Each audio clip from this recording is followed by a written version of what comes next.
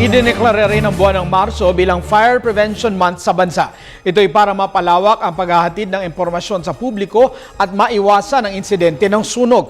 Paano nga ba nagsimula ang Fire Prevention Month at ano ang isinasaad sa kautusan ng Pangulo ukol dito? Narito ang espesyal na ulat ni Julius Disamburu. Sunog! Ito ang pangkaraniwang nagiging laman ng mga balita sa radyo, telebisyon at pahayagan. Kahit saan man, walang pinipihon sa ating bansa, sunog laging mayroon.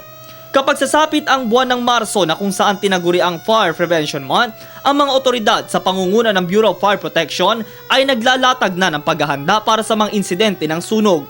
Bakit nga ba kapag tuwing buwan ng Marso, mas lalong pinaiigting ang kampanya, gayon mang araw-araw may nagaganap na sunog?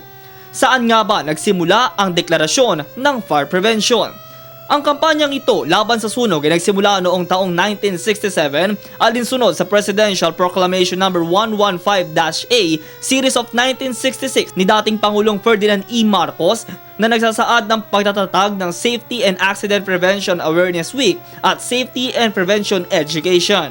Kanilang idineklara ang Marso dahil ito ang buwan na nagsisimula ang hot and dry season. Sa tala ng BFP sa mga ganitong panahon, umaabot sa 9,000 hanggang 10,000 sunog ang nagaganap sa bansa. Patunay na dyan noong taong 2006 na itala ang mahigit 8,000 fire incidents sa Pilipinas. Ito ay nagdulot ng pagkasawi ng iilan nating mga kababayan, pagkasugat din ng iilan at malaking sira sa mga ari-arian. Ayon pa sa ahensya, ilang mga syudad ang may mataas na insidente ng sunog. Ito ay mula sa lungsod ng Quezon, Maynila at Caloocan.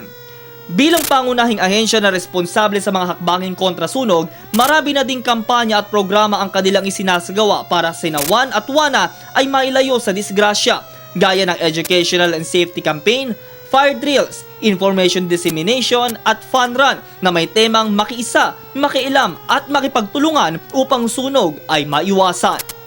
Sa ikalawang bahagi ng aking special na ulat, alamin ano-ano nga ba ang kadalasang pinagbumulan ng sunog? Iyan ang pakaabangan. One at wana sa sunog, umiwas ka. Para sa Telebisyon ng Bayan, ako si Julius Disamburu.